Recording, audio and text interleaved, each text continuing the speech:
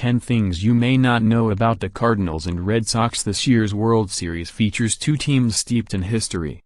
1. Both the Cardinals and Red Sox once had different nicknames. A founding member of the American Association in 1882, the Cardinals were originally known as the Street, Louis Brown Stockings. They shortened it a year later to the Browns and kept that nickname after the collapse of the American Association precipitated their move to the National League in 1892. They then spent 1899 as the Street, Louis Perfectos prior to becoming the Cardinals in 1900. A different Street, Louis Brown's team formed in 1902, but it moved away in 1954 and became the Baltimore Orioles. The Red Sox, meanwhile, were a founding member of the American League in 1901. Originally known as the Americans, they took on their current nickname following the 1907 season. 2. The Cardinals and Red Sox have played each other 3 times before in the World Series. The Cardinals and Red Sox first met in the Fall Classic in 1946, with Street, Louis winning it 4-3. In Game 7 of that series, future Hall of Famer Enos Slaughter famously made Ahmad home to score the winning run. The two teams played for the title again in 1967, and once again the Cardinals emerged victorious 4-3. This time around, future Hall of Fame pitcher Bob Gibson stymied Boston's so-called impossible dream season by picking up complete game wins in Games 1, 4 and 7. The Red Sox finally got their revenge in 2004, sweeping the Cardinals behind the bats of David Ortiz and Manny Ramirez and the arms of Pedro Martinez and Curt Schilling. 3. The Cardinals and Red Sox tied for the best record this year. Both the Cardinals and Red Sox finished the 2013 regular season with 97 wins and 65 losses. They then continued their success in the playoffs, advancing to the first World Series since 1999 to pit the team with the best record in the American League against the team with the best record in the National League. 4. Fenway is Major League Baseball's oldest ballpark. Tonight's game takes place at Boston's Fenway Park, which first opened its doors in 1912. Only the Chicago Cubs' Wrigley Field, built in 1914, comes close to being as historic as Fenway. The third oldest Major League ballpark, Dodger Stadium, dates back merely to 1962. And of the 27 others, more than half have come into existence since 2000. 5. The Cardinals once represented the entire South and West. At the time of the first World Series in 1903, the Cardinals and Street, Louis Browns were the westernmost and southernmost teams in baseball. Of the 14 other clubs, 3 resided in New York, 2 in Boston, 2 in Philadelphia, 2 in Chicago, and 1 each in Pittsburgh, Cincinnati, Detroit, Cleveland and Washington, D.C. Not until the Philadelphia Athletics moved to Kansas City in 1955 did the Cardinals lose their distinction as the westernmost team, and they remained the southernmost team until the Brooklyn Dodgers relocated to Los Angeles following the 1957 season.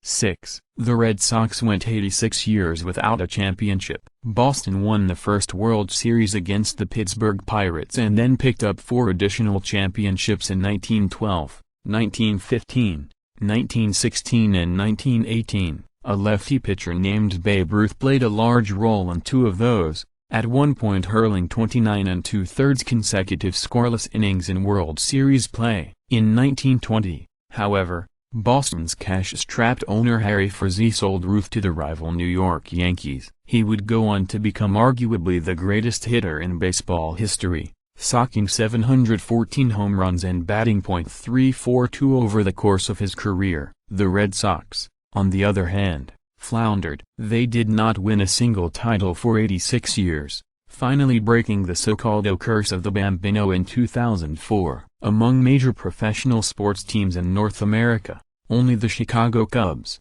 105 years and counting, and the Chicago White Sox, 88 years, have had longer championship droughts.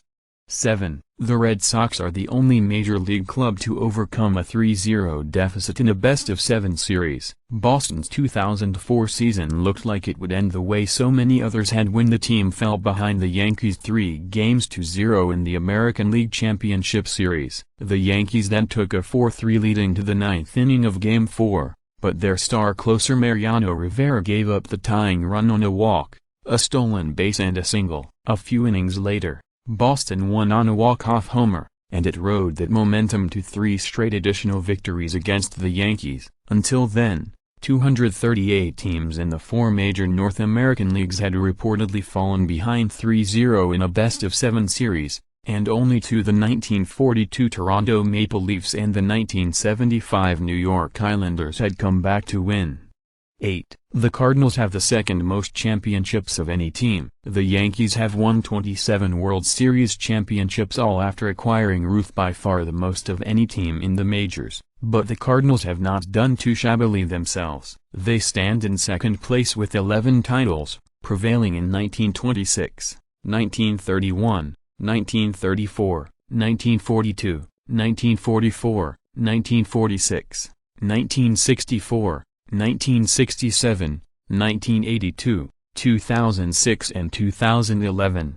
Despite their 86-year losing streak, the Red Sox are also high on the list. Their 7 titles put them in a tie for 4th most championships with the Giants.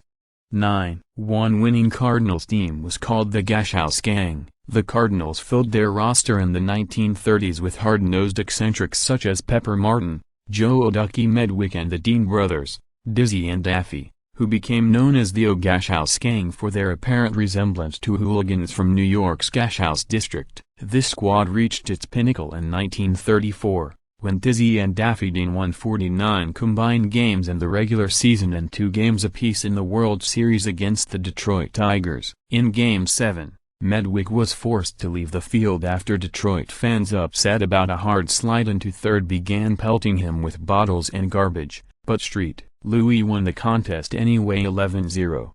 10. The Red Sox were the last team to integrate. Jackie Robinson broke the color barrier in 1947, winning the inaugural Rookie of the Year award that season on the strength of his .297 batting average, 12 home runs and 29 steals. Integration happened relatively quickly thereafter, particularly in the National League, where African Americans claimed 9 of the 11 Most Valuable Player awards issued from 1949 to 1959. The Red Sox, however, continued to hold out despite their abysmal record over that time period. Finally, in 1959, they called up black infielder Pumpsie Green, who made his debut on July 21 as a pinch runner.